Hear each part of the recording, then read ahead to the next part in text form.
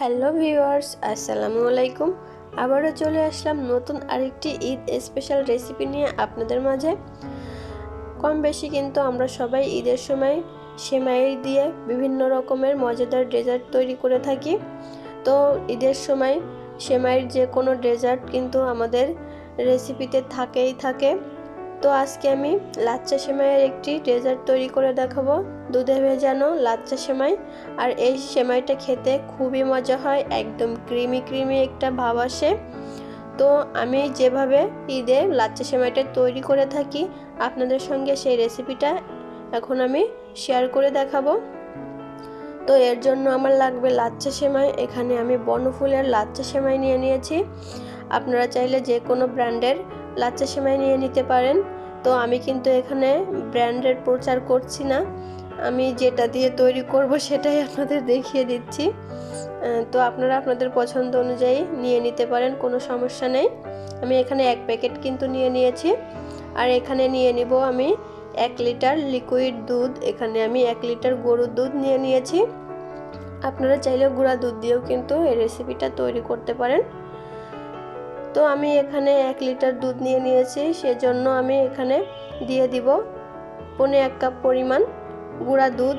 সেক্ষেত্রে দুধটা খুবই ঘন হবে আর ক্রিমি হবে। যদি আপনারা শুধু লিকুইড দুধ দিয়ে এই রেসিপিটা তৈরি করতে চান সেক্ষেত্রে দুধের পরিমাণটা আরও 1/2 লিটার বাড়িয়ে নিতে হবে, যেহেতু দুধটা জাল করে ঘন করে নিতে হবে, তা না হলে কিন্তু এটা খেতে ভালো লাগবে না।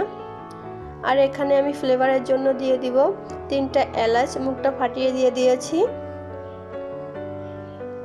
আর দিয়ে দিব 3-4টা তেজপাতা। আর এই এলাচ আর তেজপাতা দিয়ে বেশ কিছুক্ষণ আমি দুধটা ফুটিয়ে নিব। এতে করে এলাচ আর তেজপাতার ফ্লেভারটা খুব সুন্দর বের হয়ে আসবে। এর আগে দিয়ে দিব 1 চিমটি পরিমাণ লবণ।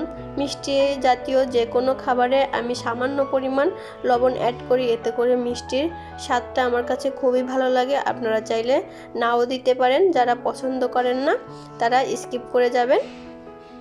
তো ভালো করে আমি কিন্তু দুধটা ফুটিয়ে নিয়েছি অনেকক্ষণ ধরে। এখন দিয়ে দিলাম স্বাদ মতো চিনি। এখানে আমি প্রায় 1 কাপ পরিমাণ চিনি দিয়ে দিয়েছি। আর 1 প্যাকেট লাচ্চা সেমাইয়ের জন্য কিন্তু 1 লিটার দুধই প্রয়োজন।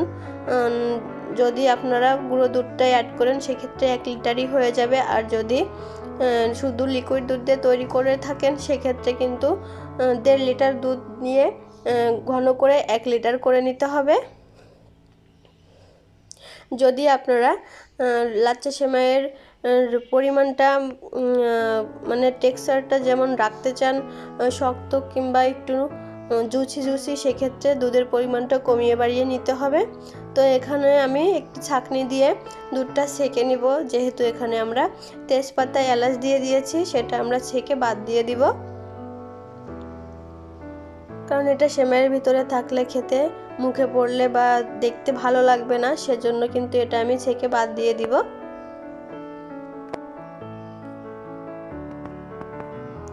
আর লাচ্চা সেমাইয়ের ক্ষেত্রে কিন্তু একদম গরম দুধে কিন্তু ধোয়া ওঠা দুধে লাচ্চা সেমাইটা দেওয়া যাবে না।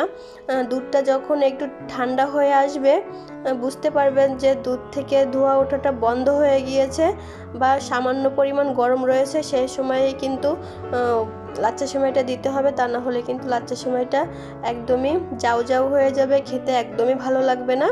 তো এখানে আমি কিছু বাদাম কুচি দিয়ে দিয়েছি। এখানে কাজু বাদাম কুচিয়ে নিয়েছি, কাঠবাদাম আর কিছুটা পরিমাণ কিশমিশ দিয়ে দিয়েছি। দিয়ে খুব ভালোভাবে নেড়েচেড়ে মিশিয়ে দিতে হবে।